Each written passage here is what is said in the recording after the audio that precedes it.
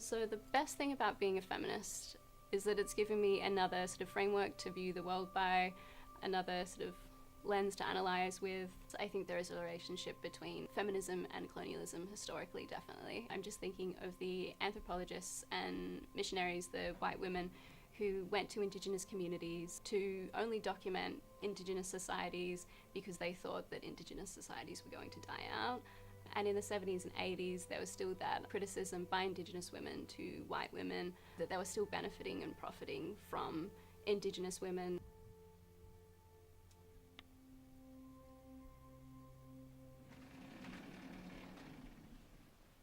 I think there's different race relations in, say, Australia with Indigenous women and America, like white women with black women. I'm just thinking of sort of the 70s and 80s where a lot of white women and black women worked together. In America, yes, I think there are bad feminists, and I think they generally come under the term of sort of white feminism or marshmallow feminism, where the feminism is quite sort of restricted just to benefit a particular group of people.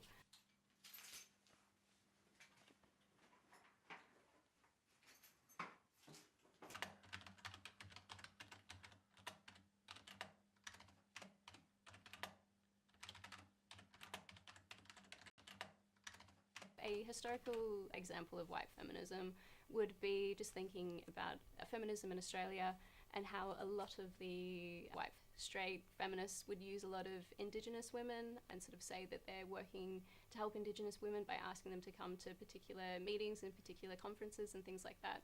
But it'd be for a lot of just showing them off for their art or poetry and not really asking them to contribute to debates and topics and change.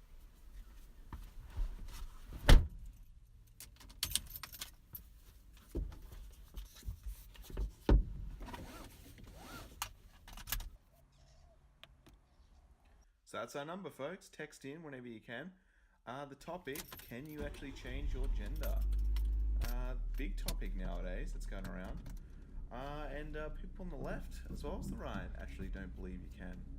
Famous feminist Germaine Greer, notable for writing The Female Eunuch, has weighed in on the debate, saying that trans women aren't real women, not older women's liberationists. The only thing I guess I'd like to add at the moment, just thinking of contemporary feminism and the current sort of conflicts and debate that is happening in contemporary feminism, it's sort of a very similar debate that we saw in the 70s and 80s about trans women and about sex workers. And I guess it's just a lot of seeing the same patterns repeated about not actually listening to sex workers and not actually listening to trans women. I'd like to add is just to encourage feminists to acknowledge everyone's lived experience and to talk to actually trans people and talk to actually sex workers and Indigenous women and to find out what their experiences are and what they'd actually like.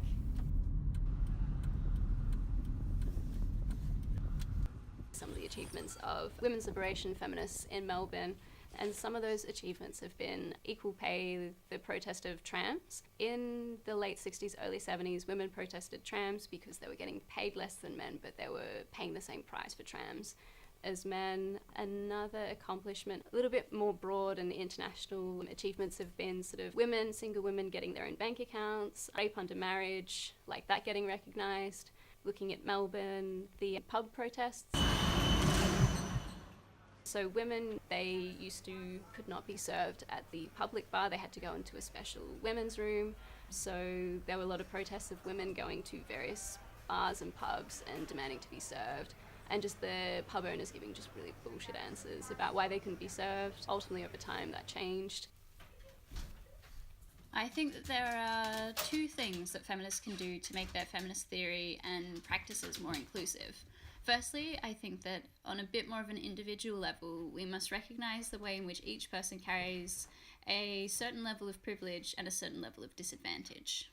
I think that feminists need to get together, whether physically or on the virtual spaces online, and that we need to discuss the ways in which different oppressive systems advantage and disadvantage us and other people. Suddenly everything was up for questioning. Women did all of the family and housework and cooking, and the men got to make the living. To try and summarize it concisely, I think that we need to acknowledge that while patriarchy is still a major factor affecting the way in which one experiences the world, it does not exist in isolation.